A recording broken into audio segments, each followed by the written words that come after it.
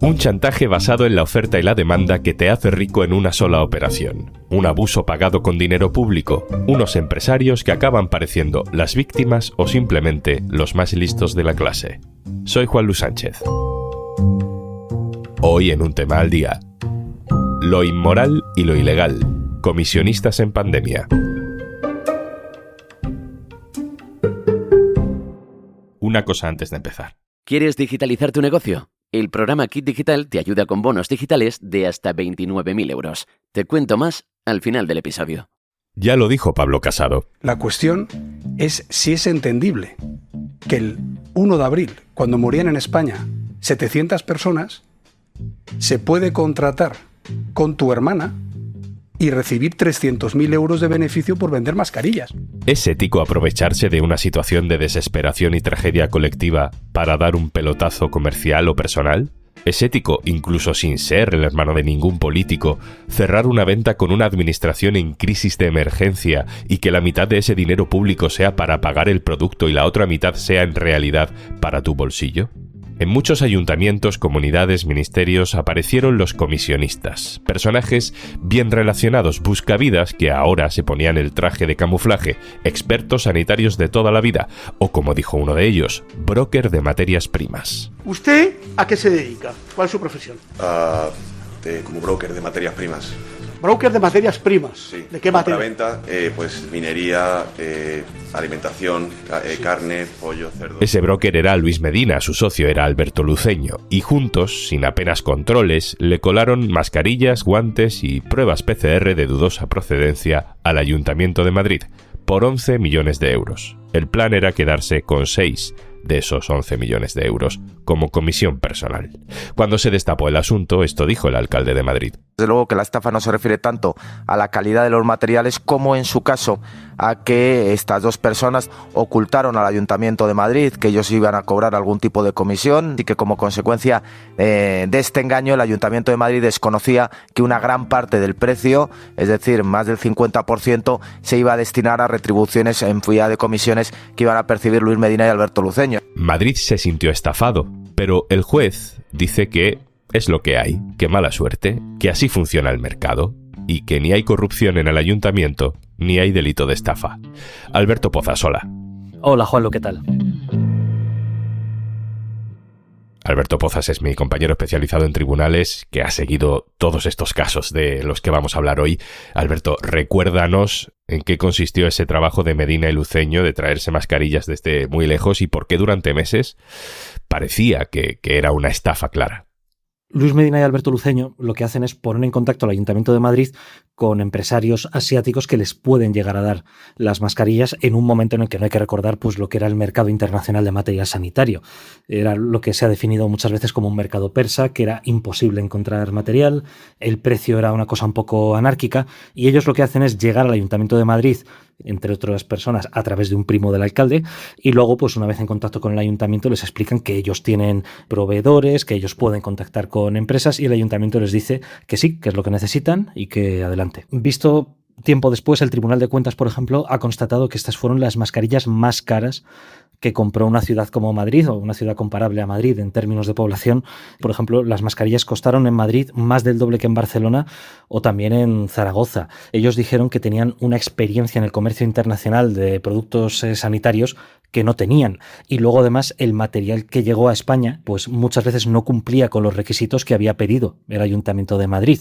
Algunas mascarillas al principio había dudas sobre su calidad, los guantes directamente una partida tuvieron que devolver el dinero y sacarlo de sus propias comisiones, y luego, sobre todo, estaba el tema también de los test, que para cuando el Ayuntamiento empezó a utilizarlos ya había material nuevo, ya había mejor material y muchos de ellos ni siquiera se utilizaron. Entonces, todo eso pues fueron los que llevaron a la Fiscalía Anticorrupción a denunciar y a pedir hasta 15 años de cárcel para ellos. ¿Cuánto pagó el Ayuntamiento de Madrid y cuánto sabemos que se quedaron los comisionistas? El ayuntamiento pagó, entre unas cosas y otras, pues algo más de 11 millones de euros. Los comisionistas en un principio tenían la idea de quedarse algo más de 6 millones. Estamos hablando de la mitad. Luego, las cuentas que hace la sentencia, hubo una parte que no se llegó a cobrar, porque para tapar ellos lo que estaban haciendo, devolvieron una parte del dinero de su propia comisión. Entonces la cosa se quedó en algo menos de 5 millones, pero en cualquier caso estamos hablando de más de un 30% del precio, una circunstancia de la que no informaron al ayuntamiento. Vale, sobre este caso llegamos al tiempo presente y un tribunal que juzga estos hechos dice que no hay estafa. ¿Por qué? Bueno, la Audiencia de Madrid lo que dice en primer lugar es que ellos son comisionistas y que cobrar comisiones no tiene por qué ser algo ilegal, y afirma que ellos en ningún momento ocultaron, pero no tenían por qué contar tampoco, que ellos iban a cobrar una comisión. La sentencia reconoce en todo momento que estos productos, mascarillas, guantes y test, salieron muchísimo más caros por las comisiones que ellos pactaron y cobraron a espaldas del ayuntamiento, pero al mismo momento dicen que ellos no tenían ninguna obligación de informar. También hay dudas, Juanlu, sobre si informaron o no, porque el alto cargo del Ayuntamiento de Madrid, que fue en contacto con ellos, dicen que sí, que ella en todo momento pensaba que no iban a cobrar comisiones. O sea que la parte del engaño sigue ahí en las pruebas que sí se han recabado en el proceso. Pero por un lado dicen que ellos no tenían que informar, no tenían por qué contar que iban a cobrar esas comisiones, que la falta de experiencia, aunque Luis Medina no tenía ni idea de mercado internacional en Asia de material sanitario, pues que Alberto Luceño sí que demostró algo de experiencia, algo de pericia para tratar con el mercado asiático, y luego que las deficiencias que tenía el material que trajeron finalmente a España, bueno, pues que ellos no tenían por qué saberlo. Entonces, juntando todo, la justicia concluye que aquello no fue una estafa. Esto se va a recurrir y ya veremos lo que dicen los tribunales superiores.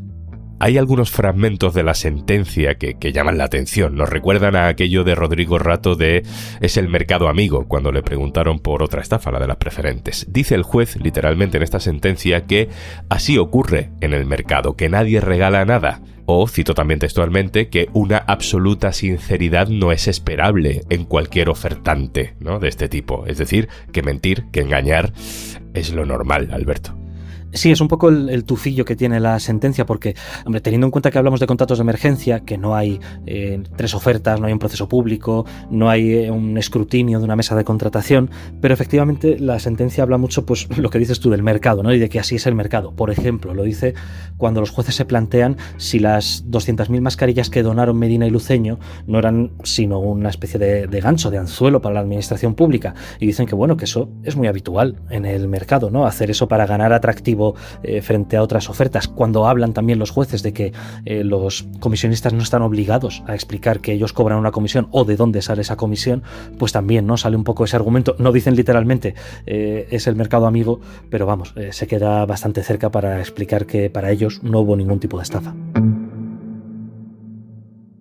Bueno, hablando de todo esto, es imposible no acordarse, por ejemplo, de la pareja de Ayuso, de su comisión millonaria, que luego escondió en forma de facturas falsas, aunque es por eso por lo que está siendo juzgado, por las facturas falsas, por el entramado, para no declarar Hacienda, porque por ahora nadie le juzga por haber cobrado 2 millones de euros por intermediar en la venta de material sanitario.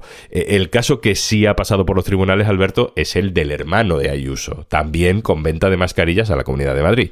En este caso estamos hablando de una adjudicación, otra vez por procedimiento de urgencia, que era el que se utilizaba en ese momento en pandemia por parte de todas las administraciones, no solo las de Madrid, una adjudicación a dedo de 1,5 millones de euros por trámite de urgencia a una empresa que iba a traer material sanitario a España. Esta adjudicación se hace por parte de la Comunidad de Madrid y el beneficiario es un empresario que es amigo de la infancia de Isabel Díaz Ayuso, de la presidenta de la Comunidad de Madrid. Este contrato lo desvela Fátima Caballero aquí en eldiario.es, y luego posteriormente, con el tiempo y con toda esa pelea interna del PP, pues en un momento dado se descubre también que en ese contrato intervino el hermano de Isabel Díaz Ayuso, que también era amigo del empresario. Intervino una vez más como comisionista, experto en el mundo sanitario, dedicado, pues en estas circunstancias, a engrasar un poco todo el procedimiento en un momento en el que el mercado estaba pues prácticamente roto por la mitad, ¿no? Y de ahí saca comisiones de más de, en total, sumando todos los conceptos, de algo más de 200.000 euros por asesoramiento, sobre el mercado, sobre la calidad de toda la operación.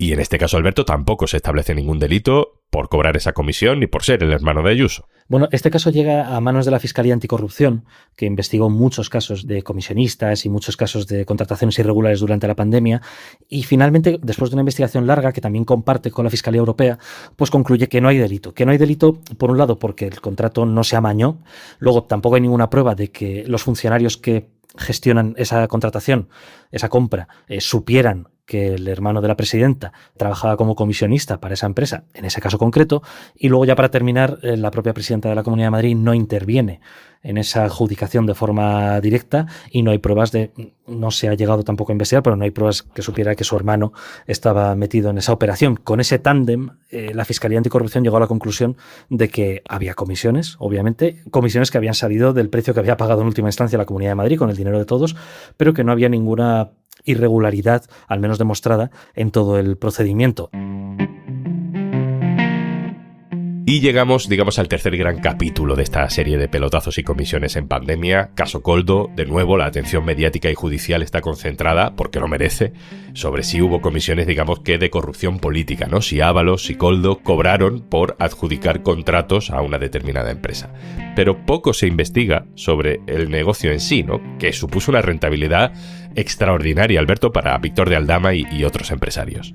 Bueno, es un caso que, como todavía se está investigando y en varios tribunales distintos, una parte en la Audiencia Nacional, otra parte en el Tribunal Supremo, todavía es un poco complicado, digamos, limar los números, pero estamos hablando de una empresa que de repente, Soluciones de Gestión, la empresa de Víctor de Aldama, pasó de no tener prácticamente presencia en la administración pública a conseguir en pandemia más de 50 millones de euros en adjudicaciones públicas, contratos públicos, no solamente con ministerios, con otro tipo de administraciones públicas, regionales también, en contratos de compraventa, más de 50 millones de euros. Claro, esto es, por decirlo de alguna manera, es otro nivel. Estamos un poco en lo mismo, contratos que por trámite de urgencia en los que se miran muy pocas cosas. Estamos hablando también de si alguien, en este caso sobre todo la figura de Koldo García, del asesor del entonces ministro Ábalos, jugaba con la información que tenía privilegiada para hablar con esas empresas, sobre todo con las empresas de Víctor de Aldama, y decirle, mira, aquí van a hacer falta mascarillas, yo te pongo en contacto con este que le hace falta material sanitario, etcétera, etcétera, que es otro tipo de corrupción.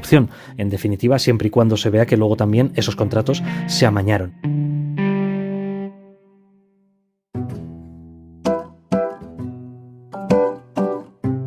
Terminamos, Alberto, aunque podríamos seguir porque hay casos abiertos en Almería, en Canarias, y casi siempre tendemos a analizar la parte más política de estas comisiones, ¿no? La parte más de corrupción, y poco hablamos de que si mañana hubiera un terremoto, otra pandemia, una gran inundación de nuevo, pues es probable que vuelvan a aparecer ofertas que incluyan un 50% de comisión en contratos de emergencia, de urgencia, ¿no? ¿Hay algún tipo de debate jurídico, Alberto, de cómo evitar que esto ocurra de nuevo?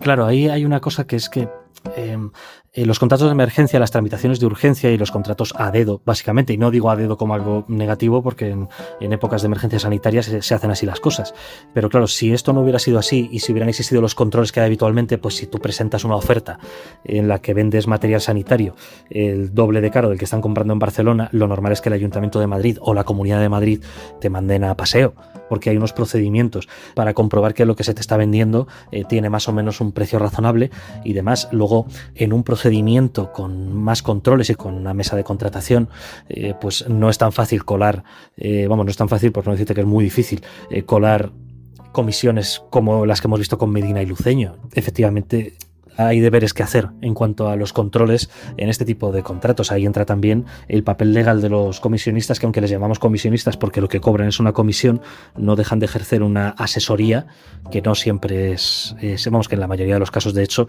no es ilegal, pero judicialmente, no por estos casos, de toda la vida, es muy complicado perseguir este tema de las comisiones legales o ilegales, tanto desde el punto de vista penal como de lo que no es penal. Cazar a alguien que ha inflado un contrato artificialmente para llevárselo muerto, por decirlo así, es muy complicado para los jueces, para la policía, para la agencia tributaria o incluso para el Tribunal de Cuentas. Alberto Pozas, compañero, muchas gracias. Gracias a vosotros, Juanlo. Y antes de marcharnos, la ayuda de Kit Digital te permite acceder a un amplio catálogo de soluciones digitales con las que podrás mejorar la gestión de procesos, fortalecer tu presencia online, mejorar la ciberseguridad de tu negocio o incluso empezar a usar herramientas con inteligencia artificial si eres mediana empresa.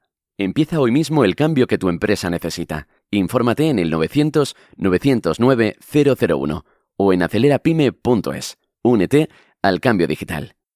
Kit Digital es una iniciativa del Gobierno de España, gestionada por Red.es. Colabora Cámara de Comercio de España, financiado por la Unión Europea. Next Generation EU. Plan de recuperación. Gobierno de España.